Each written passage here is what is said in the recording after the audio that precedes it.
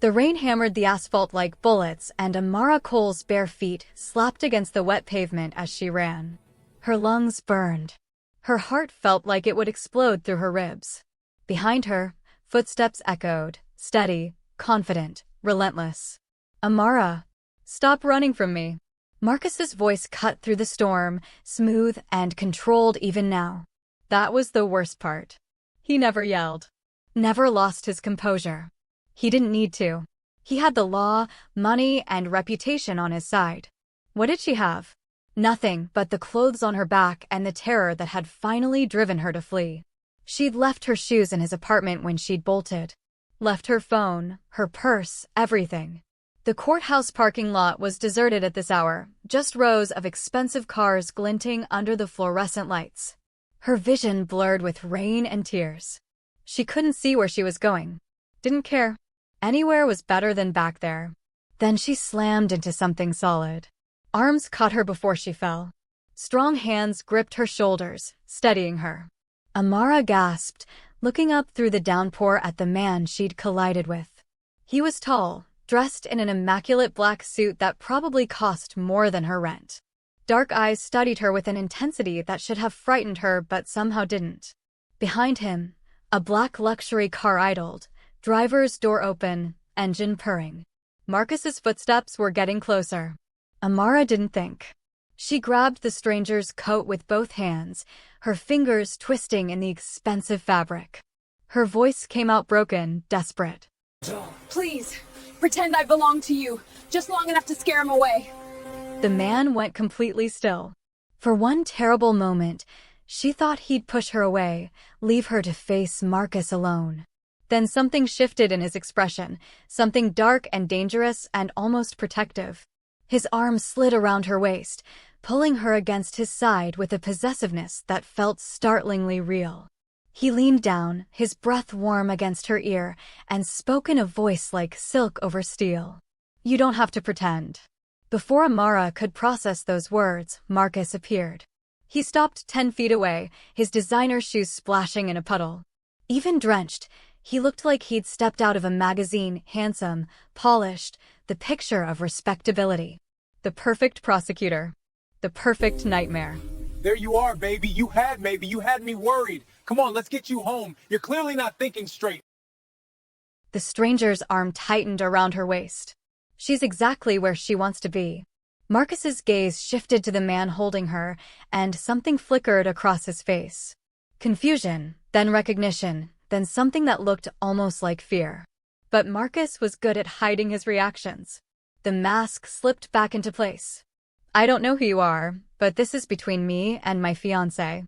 Amara, stop being dramatic and—" "I'm not your fiancé! I'm not anything to you anymore!" We both know that's not true. Marcus took a step closer, his tone shifting to that particular cadence he used in court, reasonable, patient, like he was explaining something to a confused child. "You're upset. I understand. But you need to come home so we can talk about this rationally. Otherwise, people might get the wrong idea. Your firm might hear about this episode. Your professional reputation is none of your concern." The stranger spoke quietly, but there was something in his voice that made Marcus stop mid-sentence. He didn't raise his voice, didn't move. But the air around him seemed to change, growing heavy with unspoken threat. "She said no. I suggest you respect that." Marcus's jaw tightened. "Who the hell are you?" "Kang Jae-Min." If you're already hooked, hit that subscribe button. Trust me, you won't want to miss what happens next. 2 simple words, spoken like they carried weight. And apparently, they did. Marcus went pale. Actually pale. Amara had never seen him lose his composure like this, not in 3 years together. His eyes darted between Jae-Min and Amara, calculations running behind them. You're making a mistake," Marcus said, but his voice had lost its confidence. "She doesn't know what she's doing. She's confused, emotionally compromised. I'm an assistant district attorney. If you think you can just—" 2 black cars pulled into the parking lot, their headlights cutting through the rain. They moved with precision, boxing Marcus in. He froze. Jaemin's hand rested lightly at the small of Amara's back. "I think we're done here." "This isn't over," Marcus said, backing toward his car. But his hands shook as he fumbled for his keys. "Amara, you're going to regret this. You have no idea what you've done. The charges I have on you, the evidence. Leave." One word. That was all it took. Marcus got in his car and drove away, tires squealing on the wet pavement. The two black cars followed at a distance. The moment Marcus disappeared from view, Amara's legs gave out. She would have collapsed if Jae-Min hadn't caught her, easing her down to sit on the curb. The adrenaline was draining from her body, leaving her hollow and shaking. She wrapped her arms around herself, barely feeling the rain anymore. Jae-Min crouched beside her, shrugging off his suit jacket and draping it over her shoulders. It was warm from his body heat and smelled like expensive cologne and something else, something clean and understated. He didn't touch her again, didn't crowd her space. Just waited. "Thank you," Amara finally managed. "I'm sorry. I didn't mean to drag you into." "Don't apologize." He pulled a bottle of water from his car and offered it to her. "Are you hurt?" "No. I needed to get away." She took a shaky sip of water. It's been getting worse. The control. The threats. Tonight he locked the door and told me I couldn't leave until I admitted I was wrong about wanting space. So I ran. Jaemin's expression didn't change, but his eyes went cold. "Men like him don't stop on their own." "I know." Amara laughed bitterly. "That's what terrifies me. He's a prosecutor. He has connections everywhere. He's already threatened to fabricate evidence against me, ruin my career, make sure no one believes me. How do you fight someone who controls the system? You don't fight them alone." She looked at him then, really looked at him. He had the kind of face that was hard to read, handsome in a severe way, with sharp cheekbones and a mouth that looked like it rarely smiled. But his eyes weren't cruel. If anything, they were tired. Like he'd seen too much and carried it all. "Who are you?" she asked. "Marcus recognized your name. He was scared of you." "I'm someone who can make sure he doesn't bother you again." "That's not an answer." "No," Jae-Min agreed. "It's not." He stood, offering her his hand. Amara hesitated, then took it. He pulled her to her feet with easy strength. She was still wearing his jacket, and she was suddenly aware of how she must look, soaked, barefoot, mascara probably running down her face. "I should go," she said, though she had no idea where. "Thank you for Amara Cole." She froze. "How do you know my name?" "You're a forensic accountant at Mercer and Associates. 3 months ago, you audited a shell company called Pacific Horizon Investments. Your report exposed $7 million in laundered money and led to federal charges against 4 people. Amara's mouth went dry. "How do you know that?" "That audit was confidential. Because Pacific Horizon was owned by people I've been trying to bring down for years." Jaemin's gaze held hers. "Your work did more damage to the CO syndicate than 10 years of police investigation. You made powerful enemies, Amara. And I'm willing to bet your ex-fiancé wanted that information suppressed." The pieces clicked together in her mind with sickening clarity. Marcus had been furious when she'd taken that assignment. He told her to refuse it, said it was too dangerous, that she should stay in her lane. When she'd insisted, he'd started asking strange questions about the audit. About what she'd found. About whether she'd made copies of her files. She'd thought he was worried about her safety. Now she realized he'd been protecting his own interests. "Oh God," Amara whispered. "He's connected to them, isn't he? That's why he wanted me quiet." "I don't have proof. Yet?" Jaemin's voice was calm, but there was an edge to it. "But I intend to find it. This revelation changes everything. Drop a comment if you think Marcus was working with the syndicate all along." "Who are you really?" Amara asked again. "And don't give me another non-answer. If I'm already involved in this, I deserve to know." Jae-Min was quiet for a long moment. Then he said, "I run a network that operates outside traditional legal channels. Some people call it organized crime. I call it doing what needs to be done when the system fails." "You're a criminal." "Yes." At least he was honest. Amara should have been terrified. Should have run. But she was tired of running, and she'd just learned that the man she'd almost married was probably a criminal too, just one who wore a badge and worked in a courthouse. So I escaped one monster by running to another, she said. Maybe. Jaemin's expression didn't change. But I'm offering you a choice. I can drive you to a hotel, give you some money, and you'll never see me again. Or I can help you. Real help. Protection. Legal barriers Marcus can't cross. Security. A place to stay until you figure out your next move. In exchange for what? Nothing. No demands.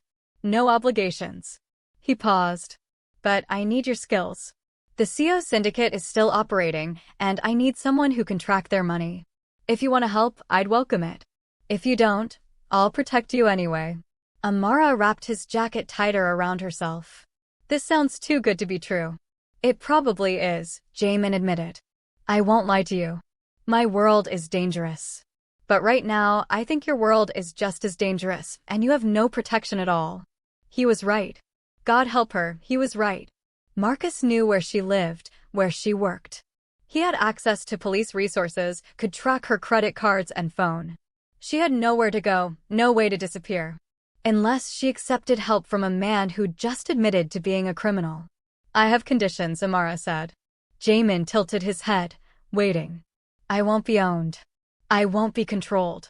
And I won't do anything illegal. If I help you track money, it goes to legitimate authorities, not your personal vendetta. If at any point I feel unsafe or trapped, I walk away. No questions, no consequences. Agreed. Just like that. Just like that. Jaemin's mouth curved slightly, not quite a smile, but close. Fear should never come from the man protecting you. Something in Amara's chest loosened. She nodded. Okay, I'll take your help. Then let's get you out of this rain. The apartment was nothing like Amara expected.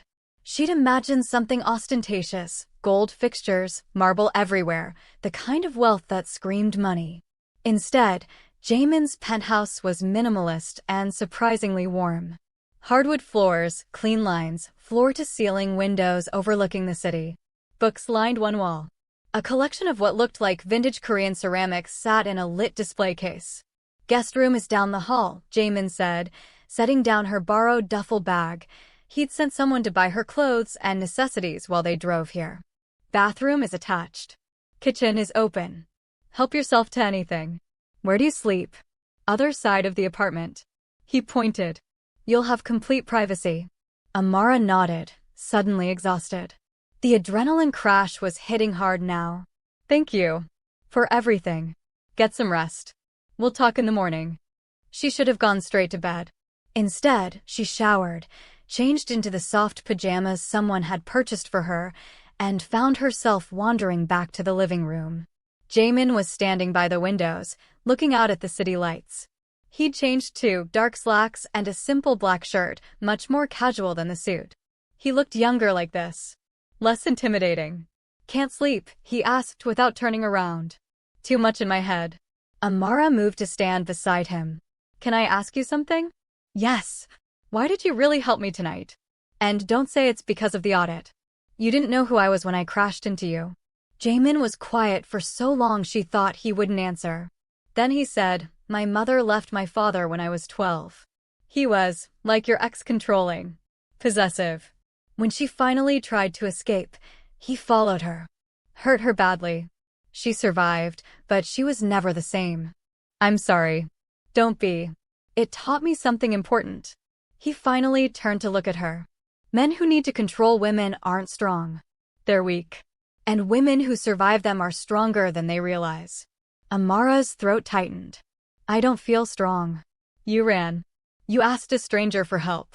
You're standing here instead of back in that apartment. That's strength. Maybe he was right. She wanted to believe him. The days that followed developed a strange rhythm. Jae-Min left early each morning, returning late at night.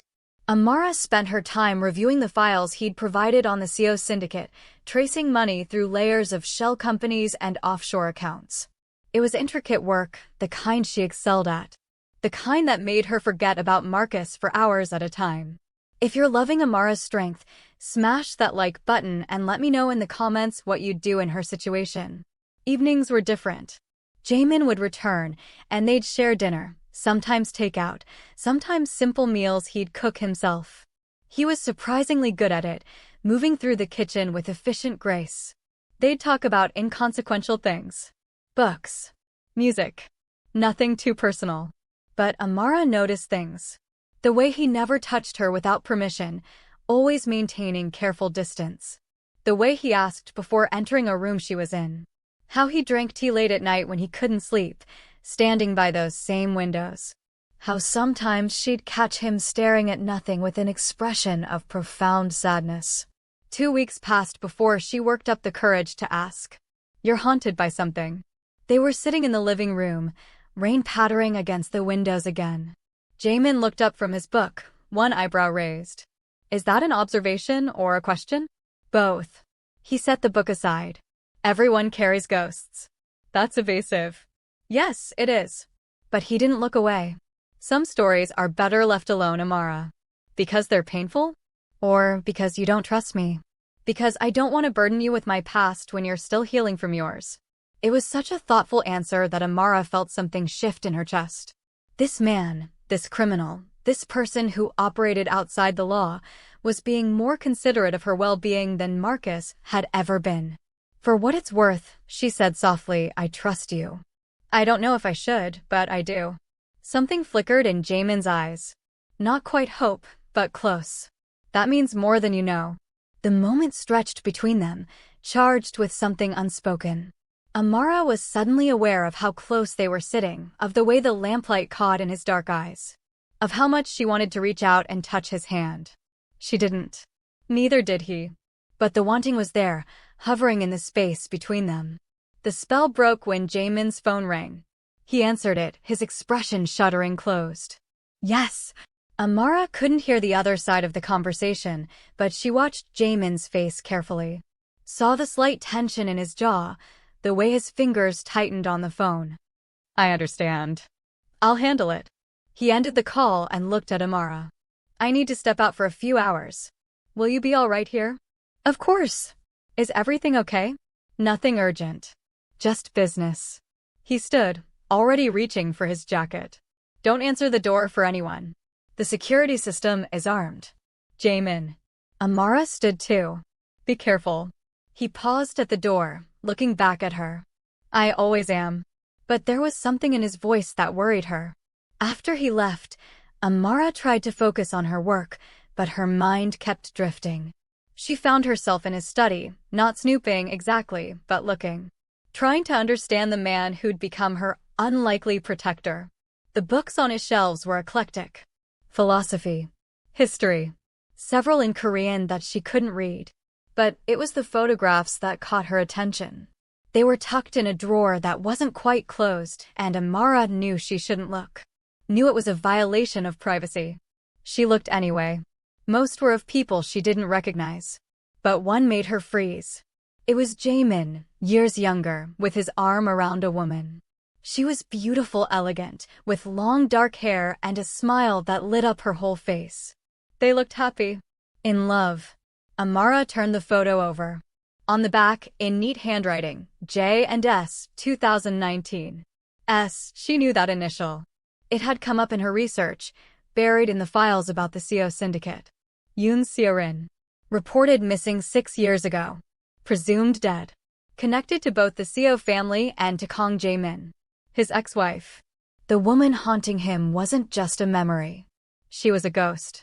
Amara put the photo back carefully, her mind racing. She spent the next 3 hours digging through databases and public records, piecing together a story that made her stomach turn. Seo-rin had been the daughter of one of the CO syndicate's top lieutenants. She'd married Jae-Min in what looked like a peace treaty between rival organizations. But something had gone wrong. There was a split, a violent confrontation. And then Seo-rin had disappeared. Some reports suggested she'd been killed. Others hinted that she'd gone into hiding. A few conspiracy theories claimed she was still pulling strings for the CO family. But no one knew for sure. And Jae-Min never talked about her. When he returned that night, well past midnight, Amara was still awake. She'd made tea, and she poured him a cup without asking. He took it gratefully, sinking onto the couch with visible exhaustion. "Long night?" she asked. "Something like that." "Can I ask you something personal?" Jae-Min's eyes met hers over the rim of his cup. You can ask. I may not answer. Who is Yoon Seo-rin? He went completely still. The teacup trembled slightly in his hand before he set it down carefully on the table. Where did you hear that name? I'm a forensic accountant, Jae-min. I know how to research. And her name keeps coming up in connection with the CO syndicate. And with you. She's not part of my life anymore. That's not an answer. It's the only one I can give you right now. He looked away, jaw tight. Please don't ask me about her again, Amara. But his eyes said everything his words didn't. He was still in love with her. Or mourning her. Or maybe both. Amara felt something crack inside her chest. She'd been falling for him slowly, carefully, but falling nonetheless. And now she realized she was competing with a ghost she couldn't fight. Okay, she said quietly. I won't ask. The next morning, Marcus reappeared in her life, like a particularly persistent nightmare. Amara's phone, the new one Jae-min had given her, rang with an unknown number. Against her better judgment, she answered. Hello, Amara. Marcus's voice sent ice down her spine. How did you get this number? I'm a prosecutor, remember? I have resources. We need to talk. We really don't. Oh, I think we do. His tone shifted, becoming almost friendly. See, I've been doing some digging. About your new friend. Kang Jae-Min is an interesting man. Do you know what he did 8 years ago? Amara's stomach dropped. I'm hanging up. He ordered a financial takedown of the Beck Corporation. Completely destroyed them. They lost everything overnight. The CEO, desperate and facing bankruptcy, set fire to his own warehouse to collect insurance money. Marcus paused for effect. 4 people died in that fire, including a woman named Diana Cole. Your cousin Diana. Remember her? The room tilted. Amara sat down hard on the nearest chair. That's right, Marcus continued, voice dripping with false sympathy. The man protecting you is responsible for your cousin's death. The cousin you loved like a sister. The one whose funeral you couldn't get through without breaking down. He killed her, Amara. And now you're living with him. You're lying. I have documentation. Public records. I'll send them to you. Then you can decide who the real monster is. He hung up. 30 seconds later, a text arrived with a file attachment. Amara opened it with shaking hands. He wasn't lying. The facts were all there, laid out in court documents and news articles. The Beck Corporation collapse. The desperate arson. The 4 victims, including Diana Cole, who'd been working late that night. And Jae-min's organization had orchestrated the takedown. Not directly responsible for the fire, but the chain of events led back to him. Blood on his hands, even if he'd never lit the match. Amara made it to the bathroom before she threw up. She was still sitting on the cold tile floor when Jae-min came home that evening. He took one look at her face and knew something was catastrophically wrong. What happened? Did you destroy the Beck Corporation 8 years ago? He froze in the doorway. Yes. Why? They were laundering money for a human trafficking operation. We cut off their funding, and the entire network collapsed. It saved lives. And cost them. Amara stood on unsteady legs. 4 people died in the fire that followed. Diana Cole was one of them. Understanding dawned in Jae-min's eyes, followed by something that looked like genuine anguish. Oh God. Amara, I didn't know. She was my cousin. More like my sister, really. She practically raised me after my mom died. Amara's voice cracked. She was 27 years old. She was going to get married that year. And she died because she was in the wrong place at the wrong time, because of a chain of events you started. I'm sorry. The words sounded inadequate even as he said them. I'm so sorry. If I'd known. What? You wouldn't have done it? Would you have let human trafficking continue to save 4 random people you didn't know? Amara laughed bitterly. No. You made the choice you thought was right. The utilitarian choice. More lives saved than lost. That doesn't make those deaths less tragic. No, it doesn't. Amara wrapped her arms around herself. I don't blame you for her death, Jae-min. Not really. You didn't set the fire. You didn't know she'd be there. But I can't. I can't reconcile this. I can't look at you and not see her. This twist changes everything. Comment below. Can Amara forgive Jae-min, or is their story over? What do you want me to do? Jae-Min asked quietly. I don't know. Tears streamed down her face now. If I stay here, if I keep working with you, if I let myself feel what I'm starting to feel for you, what does that make me? What kind of person betrays their dead cousin's memory? It makes you honest. It makes you someone trying to survive in an impossible situation. And it makes me accountable. He didn't move toward her, didn't try to comfort her. I can't change the past. I can't bring Diana back. But I can take responsibility for my actions and their consequences. Even the ones I never intended. That's not enough. I know. Amara wiped her eyes. I need time. I need to think. Of course. Take all the time you need. I'll sleep in my office. The apartment is yours. He turned to leave, and Amara almost let him go. Almost. But something made her call out. Jae-Min, wait. He paused, looking back. Did you mean it? When you said you'd take responsibility? Yes. Then tell me the truth. All of it. Tell me about Seo-rin. Tell me about the things that haunt you. Tell me who you really are, not just the parts you think I can handle. Because if I'm going to make a decision about staying or leaving, I need to know everything. Jae-Min looked at her for a long moment. Then he nodded. All right. But not here. Come with me. He led her to his office, closing the door behind them. The room was masculine and spare, a desk, bookshelves, a single leather chair. But Jae-Min went to the bookshelf and pressed something. A panel slid open, revealing a safe. He opened it and pulled out a folder. This is everything. About me, about Seo-rin, about what I've done. The truth unfiltered. Amara took the folder with trembling hands. Why are you showing me this? Because you asked. And because if you stay, you deserve to know what you're staying for. All of it. The good and the terrible. His dark eyes met hers. I won't lie to you, Amara. Not by omission, not by misdirection. If you want the truth, I'll give it to you. She opened the folder. Inside were documents, photographs, news clippings. A chronicle of violence and justice, of sins and redemption, all tangled together until she couldn't tell where one ended and the other began. And in the middle of it all, a photograph of a woman. Seo-rin. Beautiful and cold and somehow familiar. She's alive, isn't she? Amara asked softly. Jae-Min's silence was answer enough. Where is she? I don't know. She disappeared 6 years ago after our marriage fell apart. The Seo family tried to use her against me. I tried to protect her. In the end, she saved herself by vanishing completely. He looked at the photograph with an expression of profound sadness. I loved her. But love wasn't enough. It never is when you're living in this world. Do you still love her? I'll always care about her. She was my wife. But what we had, it died long before she disappeared. He met Amara's eyes. I'm not in love with her ghost, if that's what you're asking. Then what are you in love with? The question hung in the air between them. Jae-Min didn't answer immediately.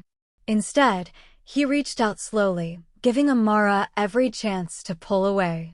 She didn't. His fingers brushed her cheek, gentle and careful. I'm falling in love with a woman who's brave enough to confront her abuser and strong enough to question her rescuer. A woman who values truth over comfort. Who sees the blood on my hands and doesn't look away. His voice dropped to barely a whisper. I'm falling in love with you, Amara. And I know that's monumentally unfair given everything you've learned today. Amara's breath caught. She should step back. Should maintain distance. Should protect what was left of her shattered heart. Instead, she leaned into his touch. It's not fair. None of this is fair. But I'm falling too, and I don't know how to stop. Then don't. His thumb traced her jawline. Let yourself fall. I promise I'll catch you. Even though I might hate you tomorrow? Even then. She kissed him. Or maybe he kissed her. Later, she wouldn't be sure who moved first. But suddenly his mouth was on hers, and it was nothing like the careful distance they'd maintained. It was desperate and raw and tasted like tears and truth. Jae-Min pulled back first, resting his forehead against hers. We shouldn't. Not tonight. Not when you're emotional and confused. I'm not confused about this. Amara's hands fisted in his shirt. I'm terrified and angry and my world is falling apart. But I'm not confused about wanting you. Amara. Tomorrow I might regret this. Tomorrow I might leave. But right now I need something real. Something that isn't haunted by ghosts or complicated by guilt. Just this. Just us. He studied her face for a long moment, searching for any sign that she wasn't sure. Then he kissed her again, slower this time. Tender. Like she was something precious that might break. They didn't sleep together that night. But they stayed in his office until dawn, talking through everything in the folder. Every dark deed. Every impossible choice. Every person he'd saved and every person he'd failed to save. And Amara listened. Not judging, not condoning. Just witnessing. Because that was what he needed, someone to see him completely and not turn away. When the sun rose, painting the sky in shades of pink and gold, Jae-Min finally asked, "So, are you staying or leaving?" Amara was quiet for a long time. "I don't know yet. I need to process everything. But I'm not leaving today." That's enough. It was. For now. The next few weeks were a study in contrasts. During the day, Amara buried herself in work, tracing the CO syndicate's money with single-minded focus. She was close to something big, a pattern of payments that suggested a major operation in motion. At night, she and Jae-Min existed in a careful dance of almost. Almost touching. Almost kissing.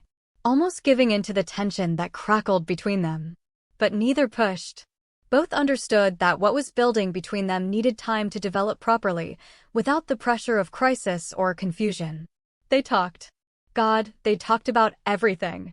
His childhood and soul. Her years in foster care after her mother's death. His complicated relationship with power and violence. Her struggle to reconcile ethics with survival. "Do you believe in redemption?" she asked one night. They were sitting on his balcony, the city sprawling below them. Jae-Min considered the question seriously. "I think redemption is something you work toward, not something you achieve. You don't get to erase the past. You just try to do better going forward. And if you fail, then you try again." He looked at her. "Why do you ask?" "Because I'm trying to figure out if I can forgive myself for being here. For caring about someone who's done terrible things. For choosing my own safety over moral purity." "Moral purity is a luxury," Jae-Min said gently. "Survival is a necessity. And there's no shame in choosing to live." Diana wouldn't have understood. She was so good. So certain about right and wrong. Then she was lucky. Most of us live in the gray. Amara leaned her head on his shoulder, and he wrapped an arm around her. It felt right. Complicated and messy and probably doomed, but right. The breakthrough came 3 days later. Amara had been cross-referencing financial records when she spotted it, a series of payments to a holding company that didn't make sense. She dug deeper, following the money through layers of obfuscation, and found something that made her blood run cold. "Jae-Min." She practically ran to his office. "You need to see this." He looked up from his desk, immediately alert. "What is it?" "The CO syndicate is buying a cargo ship. A big one. And they're routing it through channels that are typically used for." She trailed off, not wanting to say it. "Human trafficking," he finished grimly. "When?" "The ship docks in 3 days. If we're going to stop it, we need to move now." But before they could act, Amara's phone rang. Unknown number. She almost didn't answer, but something made her pick up. "Hello." Silence. Then a woman's voice, cool and cultured. "Hello, Amara. I think it's time we met." "Who is this?" "Someone who has a vested interest in Kang Jae-Min. And in you, by extension. There's a cafe on 5th Street. Come alone. Tonight at 9. If you don't, I'll assume you're not serious about understanding the truth." "What truth?" "About what really happened to Diana Cole. About why Marcus wanted you silenced. About the woman who's been pulling strings this entire time." The line went dead. Amara stared at her phone, heart pounding. Jae-Min was watching her with concern. "Who was it?" "I don't know. But they want to meet. They said they have information about Diana. And Marcus. And about someone who's been manipulating everything. It's a trap." Jae-Min stood immediately. "You're not going. They said to come alone." "Which is exactly why you're not going." His voice was firm but not controlling. "Amara, think about this. An unknown caller with information too convenient to be real, demanding you come alone to a secondary location? This is textbook setup. But what if they're telling the truth? Then they can tell it in a safer environment. Amara paced the room, mind racing. What if it's Seo-rin? Jae-min went very still. What makes you think that? The voice. It was cultured, controlled. And who else would know so much about both of us? She turned to face him. If it is her, don't you want to know why she surfaced now? Not if it means putting you in danger. Then come with me. At a distance. You said you'd protect me, not cage me. Let me make this choice. He clearly hated it, but after a long moment, he nodded. Fine. But we do this my way. My people will be everywhere. You'll be wired. And if anything feels wrong, you get out immediately. Deal. The cafe was small and upscale, the kind of place where people had quiet business meetings over expensive coffee. Amara arrived at exactly 9, her heart hammering despite the wire hidden under her clothes and the knowledge that Jae-min's security team was positioned throughout the area. She spotted her immediately. The woman from the photograph, sitting at a corner table with a perfect view of the entrance. Seo-rin was even more striking in person, elegant in a way that seemed effortless, with dark eyes that missed nothing. Amara crossed to the table, forcing herself to appear calm. You must be Seo-rin. And you must be the woman who's stolen my husband's attention. Seo-rin smiled, but it didn't reach her eyes. Please sit. I took the liberty of ordering you a latte. It's quite good here. Amara sat, not touching the coffee. Ex-husband, from what I understand. Legally, yes. But some bonds don't break cleanly. Seo-rin studied her with unnerving intensity. You're prettier than I expected. And braver.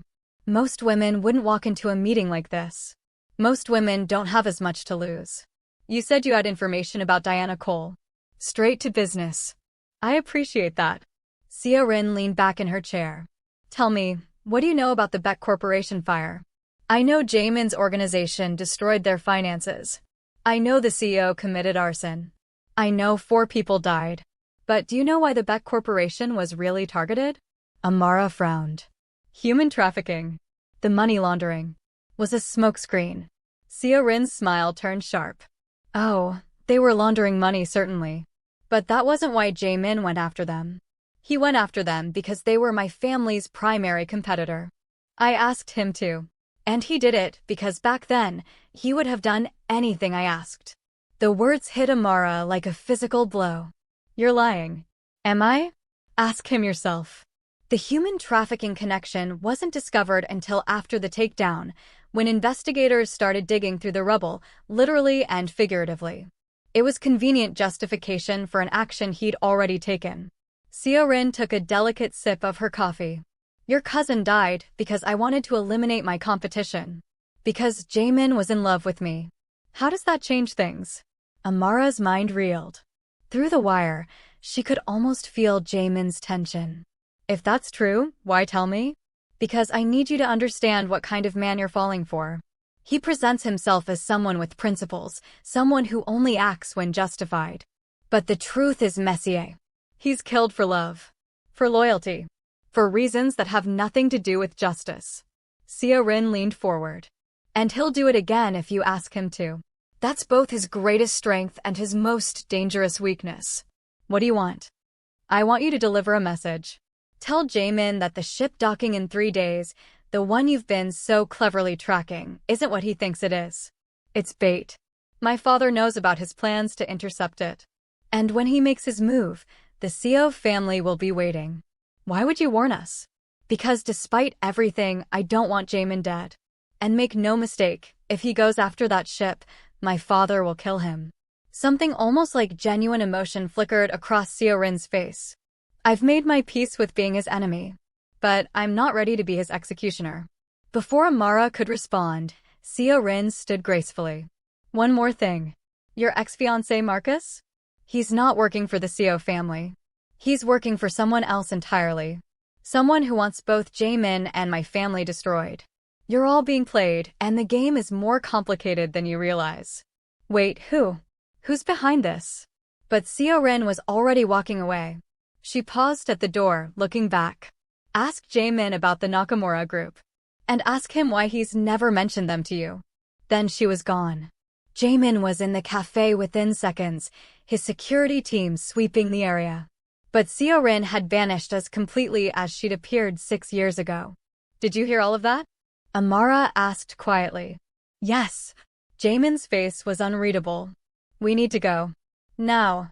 They didn't speak during the drive back. The tension in the car was suffocating. When they reached the penthouse, Amara went straight to the windows, staring out at the city while Jae-Min stood behind her. Is it true? She finally asked. Did you destroy the Beck Corporation because Seo-rin asked you to? Silence. Then, yes. Amara closed her eyes. Why didn't you tell me? Because it doesn't change the outcome. People were being trafficked. The operation was real, even if that wasn't my original motivation. Does it matter why I started if the result was still stopping something evil? Yes. She spun to face him. Yes, it matters. Because it means Diana died for a lie. Not for justice or the greater good, but because you were in love and wanted to please your wife. I know. Jae-Min's voice was raw. I know, and I've carried that guilt for 8 years. I can't change what I did or why I did it. I can only tell you that I'm not that man anymore. I don't act on personal vendettas. I don't let love cloud my judgment. Don't you? Amara's laugh was bitter. You're protecting me, helping me, going after Marcus. How much of that is justice and how much is because you're falling for me? Both. It's both, Amara. And I won't apologize for that. Yes, I care about you. Yes, that makes me want to help you. But Marcus is also a corrupt prosecutor working with criminals. The Seo family is trafficking people. These things would be wrong whether I loved you or not. Love. The word hung between them. You said you were falling. You didn't say you'd already fallen. Jae-Min stepped closer, his eyes intense. I love you. I'm in love with you. And that terrifies me because I know my history. I know what I'm capable of doing in the name of love. But I also know that I'm choosing differently this time. I'm choosing transparency over manipulation. I'm choosing your agency over my protection. I'm choosing to let you make your own decisions, even if they break my heart. Amara wanted to be angry, wanted to hold on to her righteous fury. But she was so tired of being angry, tired of running, tired of living in the gray without anyone to hold on to. What's the Nakamura Group? She asked instead. Jae-Min's jaw tightened. A Japanese organization that's been trying to expand into this territory for years. They're brutal, efficient. And they've wanted me dead since I refused to partner with them 3 years ago. And you didn't think that was relevant information? I thought they'd backed off. I haven't heard from them in over a year. He ran a hand through his hair, frustrated. If Seo-rin is right, if they're the ones pulling strings, then we're all in danger. You, me, even the Seo family. Which might be why Seo-rin broke cover to warn us. They stared at each other, the weight of the revelation settling over them. The ship, Amara said. If it's a trap, then we don't take the bait. We find another way. Or we spring the trap on our terms. Jae-Min looked at her sharply. What are you thinking? I'm thinking that whoever's orchestrating this wants chaos. They want you and the Seo family to destroy each other. So, what if we don't give them what they want? What if we work with Seo-rin instead of against her? You want me to ally with my ex-wife's family? The same family we've been trying to bring down. Temporarily. Just long enough to deal with the Nakamura threat. Then you can go back to being enemies. It was insane. Absolutely insane. But Jae-Min was looking at her like she'd just solved an impossible equation. You're brilliant, he said. I'm practical. There's a difference. Either way, it might work. He was already reaching for his phone. But it means trusting Seo-rin. And I'm not sure I can do that. Then trust me. Amara moved closer, placing her hand over his. I'll handle the negotiation. I'm good at reading financial documents and people trying to scam me. If this is legitimate, I'll know. If it's another trap, we walk away. You're putting yourself in the line of fire. I've been in the line of fire since I ran from Marcus. At least this way, I'm choosing my battles. Jae-Min pulled her into his arms, holding her tightly. I don't deserve you. No, Amara agreed, resting her head against his chest. But I'm here anyway. So stop trying to protect me from your world and start trusting me to navigate it. Deal. We're almost at the finale. If you're on the edge of your seat, drop a like and subscribe so you don't miss the conclusion. The meeting was arranged for the next night at a neutral location, an art gallery that the Nakamura group had no ties to, in a public space with plenty of witnesses. Seo-rin arrived with 2 bodyguards. Jae-min brought 3. Amara came armed with nothing but a tablet and her forensic accountant's eye for deception. "This is unexpected," Seo-rin said, taking in the scene. "When I gave you that warning, I didn't expect it to result in a peace summit." "Temporary truce," Jae-min corrected. "Against a common enemy.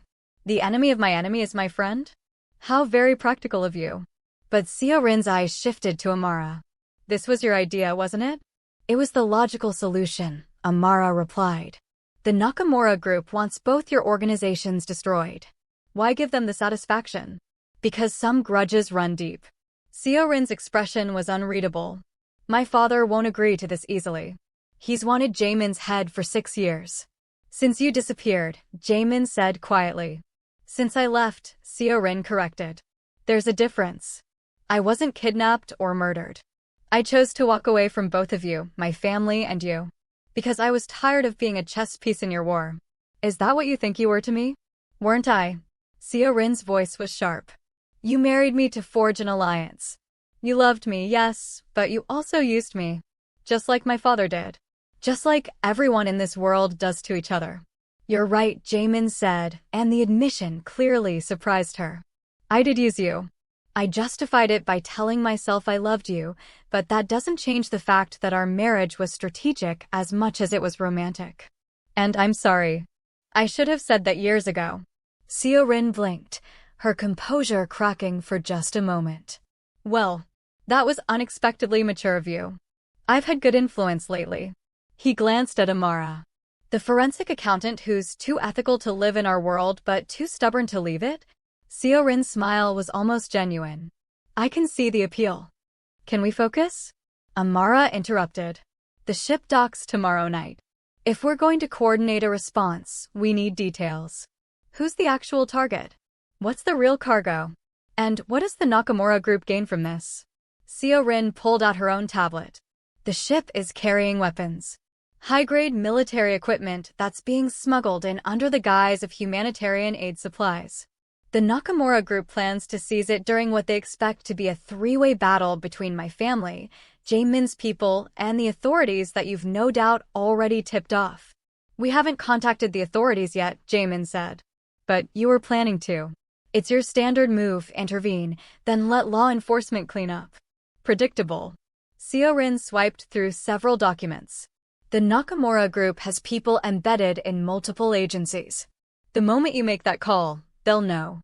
And they'll use the chaos to grab the weapons and frame both our organizations for everything." Amara studied the documents, her mind working through the implications. "So the trafficking angle was what? Misdirection?" "Partially. There will be people on that ship. Victims. But they're secondary to the weapons. The Nakamura group is counting on your heroic instincts, Jae-min. They know you'll try to save those people, and in doing so, you'll walk right into their ambush." "Then we change the game," Amara said. "We don't go after the ship at all." Both Jae-min and Seo-rin looked at her. "Explain," Jae-min said. "The weapons are valuable, yes. But they're not the real prize. The real prize is eliminating both of you as competition. So, what if we make them think they've succeeded?" Amara was warming to her idea now. "We stage a confrontation at the docks. Make it look like your organizations destroyed each other. Meanwhile, we intercept the weapons at a different location and hand them over to federal authorities the Nakamura group doesn't control. That would require perfect coordination," Seo-rin said slowly. "And trust. A lot of trust. Do you have a better idea?" Seo-rin was quiet for a moment. Then she smiled, a real smile this time. "No, I really don't. And I'm starting to understand why Jae-min fell for you. You think like a criminal, but act like a crusader. It's an interesting combination." "I think like someone who's tired of being a victim," Amara corrected. "And I act like someone who's done running." Over the next 20 hours, they planned. Seo-rin brought her father into the loop, a tense conversation that involved a lot of shouting in Korean before the old man finally, grudgingly agreed. Jae-Min coordinated with his most trusted people, making sure everyone understood this was a high-stakes gamble that could go catastrophically wrong. And Amara worked through the logistics, using her analytical mind to find the holes in the plan and patch them before they became fatal flaws. "You're good at this," Jae-Min said as they worked late into the night. "At planning criminal operations? That's not exactly something I wanted to be good at. At seeing the bigger picture. At finding solutions instead of just identifying problems." He looked at her with something like awe. "You could have walked away from all of this. Taken the safe route. But you didn't.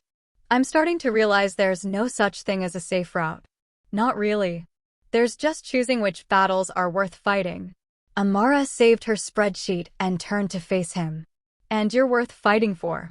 Even if you come with a very complicated past and a dangerous present. What about the future? The future is tomorrow night. Ask me again when we've survived it." He kissed her then, and it felt different from the desperate kiss in his office. This was a promise. A commitment. A choice they were both making with clear eyes and full hearts. The night of the operation was clear and cold.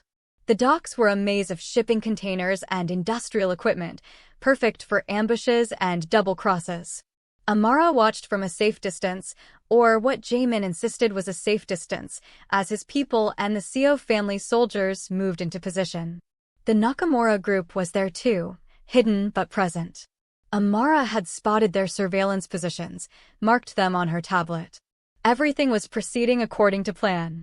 Then her phone rang. Marcus. She shouldn't answer. Knew she shouldn't. But something made her pick up. "Hello, Amara. Enjoying the show?" Her blood went cold. "What are you talking about? Did you really think I didn't know what you were planning? I've been watching you for weeks. Following your digital footprints. You're very good at hiding financial transactions, but you're terrible at operational security." Marcus's voice was cheerful, almost manic. "You want to know the really funny part? I'm not even working for the Nakamura group. They're working for me." "That's impossible." "Is it? You know what I am, Amara. I'm a prosecutor. I build cases. I manipulate evidence. I control narratives. And I've been building this case for years, a case that will take down both the Seo Syndicate and Kang Jae-Min in one spectacular takedown. I'll be a hero. The man who cleaned up organized crime. And you'll be dead, so you won't be able to contradict my version of events." Amara's hand tightened on the phone. "You're insane. I'm ambitious. There's a difference." She could hear him moving, the sound of a car door opening. "I'm at the real drop site right now. The one you thought you'd figured out. And I have a team of federal agents with me, agents who think they're about to bust a major criminal operation. When they find your body here, along with evidence that you were working with Jae-Min, it'll all fit together perfectly. Where are you?" "Warehouse District. Pier 47. Come alone, and I'll make your death quick. Bring backup, and I'll make sure Jae-Min suffers before he dies too." The line went dead. Amara stared at her phone, mind racing. This was a trap. Obviously a trap. But if Marcus really had federal agents with him, real ones who thought they were conducting a legitimate operation. If they raided the docks while Jae-Min and Seo Rin's people were staging their fake confrontation. She had to warn them. But she also had to deal with Marcus. She made her choice. Amara pulled up the encrypted messaging app Jae-Min had given her and typed quickly, "Marcus is the real threat. Nakamura group working for him. At Pier 47 with federal agents. Abort dock operation." Then she grabbed a gun she'd learned to shoot in the past few weeks, insisted on it despite Jae-Min's reluctance, and headed for Pier 47. The warehouse was dark and smelled of salt and rust. Amara moved carefully, gun held low like Jae-Min had taught her. Her heart was hammering, but her hands were steady. "I'm impressed," Marcus's voice echoed through the space. "You actually came alone. I half expected your criminal boyfriend to ride in like a white knight. He will. Eventually. But I wanted this conversation for myself." She found him standing in the center of the warehouse, surrounded by wooden crates. He looked different, disheveled, with wild eyes and a gun in his hand. The polished prosecutor was gone, replaced by something desperate and dangerous. "You ruined everything," Marcus said conversationally. "We could have had a life together. Power, prestige, respect. But you had to be ethical. Had to ask questions. Had to audit that damn shell company. Pacific Horizon. That was yours, wasn't it? Mine and several very important people's. We were building something. A network that would have made us untouchable. And you destroyed it with your stupid integrity. So all of this, the control, the abuse, the threats, was about protecting your criminal enterprise? It was about protecting our future. Marcus's voice rose, cracking. But you couldn't see that. You never could. So I had to find another way. And then you ran to Kang Jae-Min of all people. Do you know how perfect that was? The woman I loved in the arms of the criminal I needed to destroy anyway. You don't love me. You never did. No, Marcus agreed, his smile turning cold. I suppose I didn't. But I owned you. And you were supposed to stay owned. Amara raised her gun, aiming at his chest. I'm done being anyone's property. Are you going to shoot me? You, with your ethics and your rules. Marcus laughed. You don't have it in you. Maybe not. But I have something better. Behind Marcus, the warehouse doors burst open. Federal agents poured in, real ones this time, along with Jae-Min and Seorin and what looked like half their combined forces. Marcus spun, confusion and rage warring on his face. What? How? I recorded our phone call, Amara said calmly. And I sent it to the FBI field office along with every piece of evidence I've compiled on your connections to the Nakamura Group, Pacific Horizon, and about 6 other criminal enterprises. You were building a case? So was I.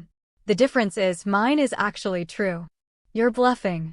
Marcus Chin, an FBI agent, stepped forward. You're under arrest for conspiracy, corruption, and about 15 other charges we'll detail on the way to the federal building. The warehouse erupted into controlled chaos. Agents secured Marcus, who was screaming threats and accusations. The Nakamura Group's people, realizing the trap had been sprung on them instead, tried to flee and were rounded up. And through it all, Jae-Min made his way to Amara's side. You took a year off my life, he said quietly. I had to stop him myself. I know. Doesn't mean I have to like it. Seorin approached, looking impressed despite herself. You set up a sting operation against your own ex-fiancé, using federal resources, while coordinating a truce between rival organizations. You really are something. I'm someone who's tired of men thinking they own me, Amara replied. This is it, the moment everything comes together. If this gave you chills, let me know in the comments. The aftermath took days to sort out. Marcus was charged with everything Amara's evidence suggested and more that investigators uncovered once they started digging. The Nakamura Group's operations in the city collapsed. The weapon shipment was seized and properly handled by authorities. And Amara, Jae-Min, and Seorin found themselves in an unlikely alliance that none of them quite knew how to navigate. My father wants to meet you, Seorin told Amara over coffee a week later. He's intrigued by the woman who orchestrated this entire thing. I'm not sure that's a good idea. Probably not. But when has that ever stopped you? Seorin's expression softened slightly. For what it's worth, I think you're good for Jae-Min. You challenge him in ways I never did. Make him think about the consequences of his actions instead of just justifying them. What about you? What will you do now? Disappear again, probably. I'm not cut out for this life anymore. Haven't been for a long time. She paused. But I'm glad I came back long enough to see that Jae-Min found someone worth staying for. After Seorin left, Amara found Jae-Min on his balcony, staring out at the city as always. Is it over? She asked, joining him. For now. There will always be another threat, another complication. That's the world I live in. The world we live in, Amara corrected. I'm not leaving. Jae-Min turned to her, his expression vulnerable in a way she'd rarely seen. Even knowing everything? Even knowing that being with me means danger and moral ambiguity and a life that exists in the gray. Especially knowing that. Because I've realized something these past few months. There's no such thing as a clean escape. No perfect choice that keeps your hands entirely spotless. You just have to decide what you can live with. Who you can live with. She took his hand. And I can live with you. All of you. The good and the terrible and everything in between. I love you, he said simply. Not the idea of you. not what you represent. Just you, exactly as you are. I love you too. Your darkness and your light. Your sins and your attempts at redemption. All of it. He kissed her as the sun set over the city, painting the sky in shades of orange and pink. It wasn't a happy ending. Their lives were too complicated for that. But it was a beginning. A choice. A chance. And sometimes, that was enough. 3 months later, Amara was sitting in her new office. She'd left Mercer and Associates and started her own forensic accounting firm specializing in tracking criminal finances for legitimate law enforcement agencies, when her assistant buzzed her. "You have a visitor," she said. "She says it's urgent." Amara looked up from her files. "Did she give a name?" "No. But she said to tell you that you don't have to pretend anymore." Amara's blood ran cold. She knew that voice. Knew those words. When the door opened, a woman walked in. She was elegant, expensive, and completely unfamiliar. But she wore a smile that was eerily similar to one Amara had seen before. "Hello, Miss Cole. My name is Nakamura Yuki. I believe you destroyed my brother's operations in this city." Her smile widened. "And I'm here to make you an offer you really shouldn't refuse." Outside, a black car idled at the curb. Inside her desk drawer, Amara's hand found the panic button Jae-Min had installed. But before she pressed it, she met Yuki's eyes and smiled. "Let's hear it then. But I should warn you, I'm very good at refusing things." Yuki laughed, the sound genuine and almost delighted. "Oh, this is going to be fun." The story wasn't over. It never really was, in a world painted in shades of gray. But Amara had learned something important. You didn't have to be perfect to be strong. You just had to be willing to fight for what mattered. And she would. For as long as it took. If you made it to the end, you're a real one. Hit subscribe for more stories that will keep you hooked. Drop a like if Amara's journey spoke to you, and comment below. Would you have made the same choices she did? Part 2 coming soon. You won't want to miss what Nakamura Yuki has planned.